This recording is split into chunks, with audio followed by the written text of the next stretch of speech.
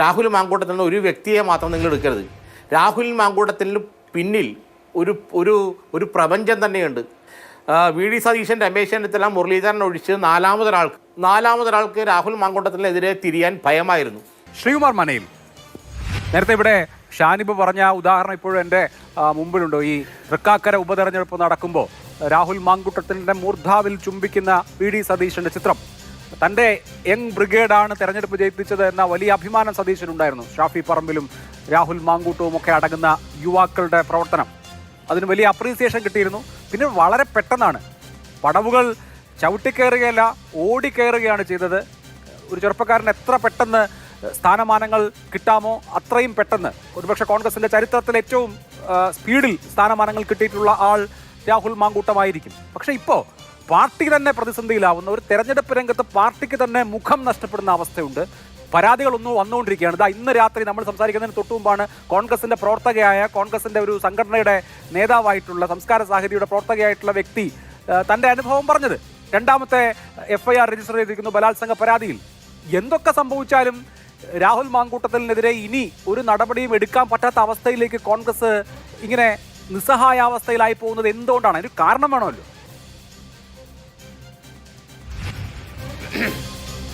അഭിലാഷേ, from the beginning Rahul മാങ്കൂട്ടത്തിന് കിട്ടിയ ഓരോ പദവികളും അദ്ദേഹത്തിന് അനർഹമായി കിട്ടിയതാണ്.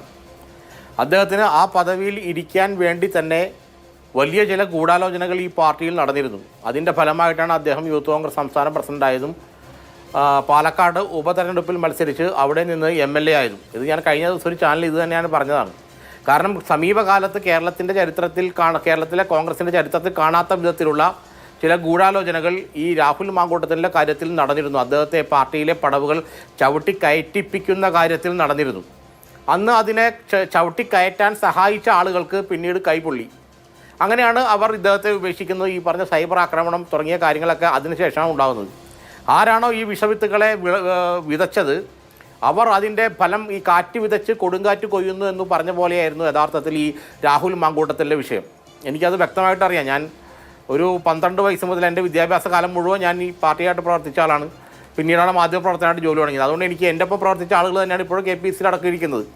അപ്പോൾ അതുകൊണ്ട് എനിക്ക് കൃത്യമായിട്ട് അറിയാം ഈ കാറ്റ് വിതച്ച് കൊടുങ്കാറ്റ് കൊയ്യുന്ന ഒരു അവസ്ഥയായിരുന്നു രാഹുൽ മാങ്കൂട്ടത്തിൻ്റെ കാര്യത്തിൽ. അതായിരുന്നു സത്യം. എന്നാൽ ഈ നിരവധി പെൺകുട്ടികളുടെ പരാതികൾ പാർട്ടിക്കകത്തു നിന്നും പുറത്തു നിന്നും പാർട്ടി നേതാക്കളുടെ വീട്ടിൽ നിന്നും കിട്ടിയപ്പോഴെല്ലാം പലരും ഈ പാർട്ടിയിൽ നിശബ്ദരായിരുന്നു. അത് 2 കാരണങ്ങൾ കൊണ്ടാണ്. ഒന്ന്, ഈ പറഞ്ഞ പോലെ രാഹുൽ മാങ്കൂട്ടത്തിൽ ഒരാളല്ല, ഞാനത് പലയിടത്തും പറയാറുണ്ട്, രാഹുൽ മാങ്കൂട്ടത്തിൽ ഒരു വ്യക്തിയെ മാത്രം നിങ്ങൾ എടുക്കരുത്. രാഹുൽ മാങ്കൂട്ടത്തിന് പിന്നിൽ ഒരു പ്രപഞ്ചം തന്നെയുണ്ട്. എല്ലാ എന്താ പറയുക, നമ്മൾ പറയില്ലേ, എല്ലാ മോശം കാര്യങ്ങളുടെയും എല്ലാ മോശം ഇതിൻ്റെയും ആകത്തുകയായ ഒരു ശക്തി കേന്ദ്രം, ഒരു പ്രഭവ കേന്ദ്രം, ഒരു എപ്പി സെൻറ്റർ ഈ രാഹുൽ മാങ്കൂട്ടത്തിൻ്റെ പുറകിലുണ്ട്. അവരാണ് യഥാർത്ഥത്തിൽ ഈ പാർട്ടിയെ നയിച്ചു കൊണ്ടുപോകുന്നതും അവരുടെ അണികളാണ് യഥാർത്ഥത്തിൽ ഈ പാർട്ടി അണികൾ എന്ന് ഇപ്പോൾ നമ്മൾ ഈ സൈബർ ഇടങ്ങളിലൊക്കെ കാണുന്നവരും. അതുകൊണ്ട് തന്നെ രാഹുൽ മാങ്കൂട്ടത്തിനെ തൊടാൻ ഇവർക്കെല്ലാവർക്കും മനസ്സുകൊണ്ട് ഭയമായിരുന്നു. വി ഡി സതീശൻ, രമേശ് ചെന്നിത്തല, മുരളീധരൻ ഒഴിച്ച്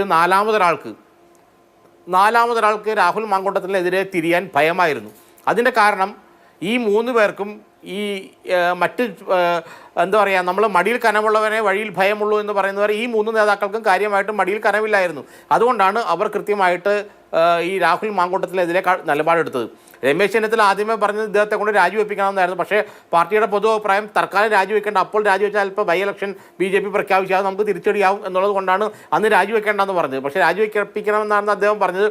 പക്ഷേ വി ഡി സതീശനും മുരളീധരനൊക്കെ വളരെ മാതൃകാപരമായ, നമ്മൾ ഉദ്ദേശിക്കുന്ന പോലെ വളരെ മാതൃകാപരമായ സ്റ്റേണായിട്ടുള്ള നിലപാട് അവർ എടുത്തു. ഇത് കൊണ്ടാണ് ഇപ്പോഴും ഈ പാർട്ടിയുടെ മുഖം മുന്നിൽ വികൃതമാകാതിരിക്കുന്നത്. സതീശനും മുരളീധരനും അതുപോലെ ചെന്നിത്തലയൊക്കെ മാതൃകാപരമായ നിലപാടെടുത്തു, ഞാൻ സമ്മതിച്ചു. പക്ഷെ അവരുടെ നിലപാടിന് പാർട്ടിയിൽ സമ്പൂർണ്ണമായ വിജയം ലഭിക്കുന്നില്ലല്ലോ. അതെന്തുകൊണ്ടാണ് എന്നുള്ളതാണ്. മറ്റു നേതാക്കൾ എന്തും പറയട്ടെ, പക്ഷേ ഈ പറഞ്ഞ നിലപാടിന് അനുകൂലമായി പാർട്ടിയെ കൊണ്ട് ചിന്തിപ്പിക്കാൻ അവർക്ക് പറ്റുന്നില്ലല്ലോ. അതിൻ്റെ കാരണം ഞാൻ നേരത്തെ പറഞ്ഞു, രാഹുൽ മാങ്കൂട്ടം ഒരു വ്യക്തിയല്ല, ഒരു പ്രഭവ കേന്ദ്രമാണ്, അല്ലെങ്കിൽ വലിയൊരു എപ്പി സെൻറ്ററിൻ്റെ പിന്തുണ അദ്ദേഹത്തിനുണ്ട് പാർട്ടിയിൽ. ആ എപ്പി സെൻറ്റർ എന്ന് പറയുന്നത് പാർട്ടിക്ക് അകത്തും പുറത്തുമുള്ള ചില ശക്തികളുടെ നിയന്ത്രണത്തിലാണ്. അതുകൊണ്ട് തന്നെ ഈ 3 നേതാക്കൾ വിചാരിച്ചാൽ പോലും ഇത് കൈകാര്യം ചെയ്യാൻ പറ്റാത്ത അപ്പുറത്തെ അവസ്ഥയിലേക്ക് കടന്നു. നിരവധി പരാതികൾ, പെൺകുട്ടികളുടെ പരാതികളടക്കം കഴിഞ്ഞ 1 വർഷമായി നിരന്തരമായി KPCCയുടെയും പാർട്ടി നേതാക്കളുടെ മുന്നിൽ വരുമ്പോഴും ഇവർ നിശബ്ദരായിരുന്നതിൻ്റെ പ്രധാന കാരണം എന്ന് പറഞ്ഞാൽ ഈ രാഹുൽ മാങ്കൂട്ടം പ്രതിനിധാനം ചെയ്യുന്ന ആ ശക്തി കേന്ദ്രത്തെ, അല്ലെങ്കിൽ ആരാണോ രാഹുൽ മാങ്കൂട്ടത്തെ മുൻപിലേക്ക് വച്ചത്, ആ ആളുകളെ പലരും ഭയക്കുന്നുണ്ട്. അവരെ കൈകാര്യം ചെയ്യാനോ അവരെ മാറ്റി നിർത്താനോ ഈ പാർട്ടിക്ക് കഴിയാതെ പോയി എന്നുള്ളൊരു ദുഃഖകരമായ വസ്തുതയാണ്. പക്ഷേ ഇപ്പോൾ നിങ്ങൾ പറയുന്ന പോലെയല്ല. ഇപ്പോൾ കൃത്യമായിട്ട് ആ ശക്തി കേന്ദ്രങ്ങൾക്ക് ഇളക്കം സംഭവിച്ചിട്ടുണ്ട്. കൃത്യമായിട്ടും ഇപ്പോൾ നമ്മൾ കാണുന്ന ഒരു ഭയപ്പാടും ഇതും മാറ്റി നിർത്തി കഴിഞ്ഞാൽ, ഇപ്പോൾ പൊതുവെ ഈ കോടതിയുടെ വിധി വരട്ടെ, അതിനുശേഷം നമുക്ക് ആലോചിക്കാം എന്നൊക്കെ ഉള്ള സംസാരം ഉണ്ടെങ്കിലും വളരെ കൃത്യമായിട്ട് നിങ്ങൾ ഉദ്ദേശിക്കുന്നതിനേക്കാൾ എത്രയോ ശക്തിയായിട്ട് രാഹുൽ മാങ്കൂട്ടത്തിനെതിരെ നടപടിയെടുക്കണമെന്ന് വാദിക്കുന്ന വിഭാഗത്തിന് ഈ പാർട്ടിയിൽ മേൽക്കൈ കിട്ടുന്നുണ്ടെന്നുള്ളത് യാഥാർത്ഥ്യമാണ്.